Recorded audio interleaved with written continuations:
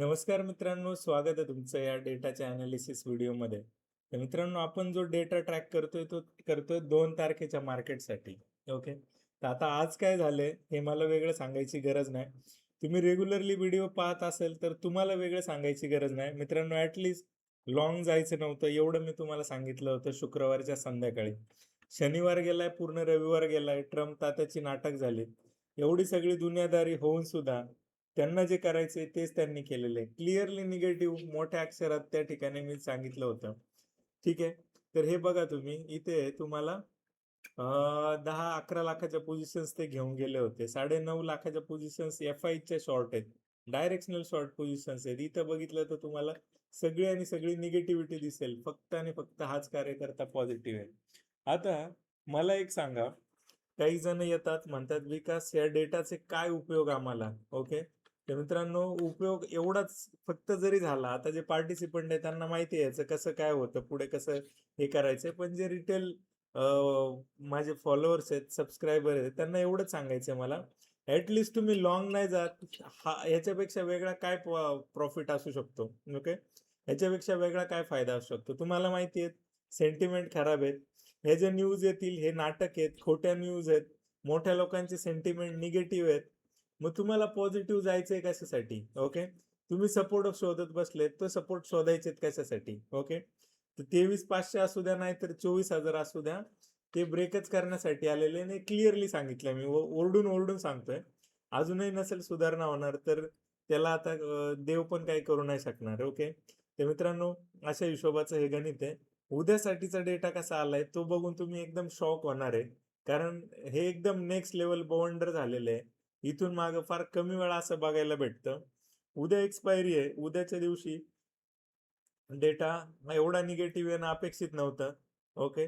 तर तुम्ही डेटा बघितला तर तुम्हाला लक्षात येईल किती खतरनाक पद्धतीने तो डेटा आलेला आहे.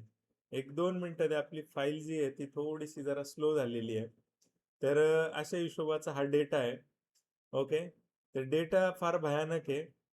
आकडे जे आहेत ते ऑलमोस्ट 12 लाखापर्यंतचे ज्या पोझिशन्स आहेत ना, 12 लाख, ते रिटेलर पॉझिटिव्ह गेलेलं आहे. ओके. रिटेलर एवढा भयानक पॉझिटिव्ह जाणं म्हणजे थोडंसं चुकीची गोष्ट आहे असं मी त्या ठिकाणी समजतो. आणि त्याच्या बदल्यामध्ये ऑलमोस्ट 2.5 लाखाच्या पोझिशन्स प्रॉप डेस्क कॅरी करतोय. तर हे सगळं का होतंय? हे सगळं होतंय अनसर्टेनिटीमध्ये आणि मोठ्या लोकांच्या मोटिव्हमुळे. आता मोठ्या लोकांचा जो मोटिव्ह आहे तो क्लिअर आहे, की त्या ठिकाणी आपल्याला लाँग जायचं नाहीये. ओके. ते लोक शॉर्ट आहेत. मग आपण का लाँग जायचंय? आपल्याला का सपोर्ट शोधायचा आहे? तर एवढं सिंपल साधं गणित मी त्या ठिकाणी सांगत असतो. अजून काही 2-3 गोष्टी सांगायच्या तुम्हाला, त्या समजून घेण्याचा प्रयत्न करा.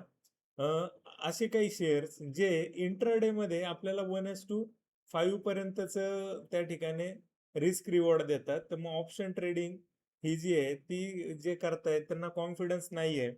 ओके. तर हा कॉन्फिडन्स इक्विटी देऊ शकतं का? तर येस, 200% इक्विटी देऊ शकतं. ते कसं झालंय ते मी तुम्हाला समजून सांगण्याचा प्रयत्न करेल या ठिकाणी. ठीक आहे. तर आता बघा, हा जो डेटा आहे हा जो डेटा आहे हा 2 जून साठीचा डेटा आहे. ओके. 2 जून साठीचा हा डेटा आपण बघतोय. तर आता तुम्ही बघितलं असेल याच्यामध्ये ऑलमोस्ट 12 लाखाच्या पोझिशन ज्या आहेत ना, त्या लॉंग आहेत रिटेलरच्या. आता रिटेलरला एवढं कुठलं ज्ञान प्राप्त झालंय किंवा असं काय वेगळं कळालंय की जे बाकी लोकांना नाही कळत आणि इथं त्यांना सपोर्ट मिळालाय. तो देईल पण कदाचित थोडीशी रिकव्हरी देईल आणि उचलून आपटेल. एवढं सिंपल साधं गणित आहे. हे का लक्षात येत नाही रिटेलरच्या? आता वेगळं काय करायला पाहिजे मी? माहित नाही मला. तर मित्रांनो, डेटा ड्रिव्हन व्हा. डेटा वाचायला शिका. डेटा काय आहे? कशा पद्धतीने येतोय? त्याचं गणित फाइंड आउट करा. शेअर्स बद्दल मी तुम्हाला सांगायचं म्हटलं ना, तर एकदम नेक्स्ट लेवल शेअर्स शेअर्समध्ये सुद्धा काम होतंय. ओके. तर जे काही शेअर्स आहेत, ते जर तुम्ही फाइंड आउट केले, तर एकदम मोठे मूव्हमेंट त्या ठिकाणी बघायला भेटतात आहे. ओके. तर आज एक आपण वोकहार्ड फार्माचा शेअर जो आहे, तो त्या ठिकाणी बघितला होता. ओके.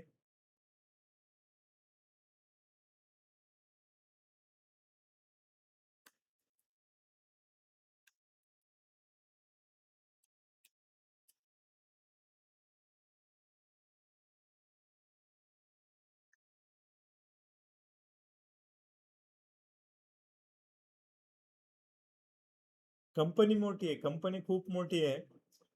पण कंपनी जरी मोठी असली, तरी प्रॉफिट जे आहे ते होताना दिसत नाहीत. ओके. तर मित्रांनो शेअर्स रिलेटेड पार्ट मी पुढच्या व्हिडिओमध्ये अपडेट करेल.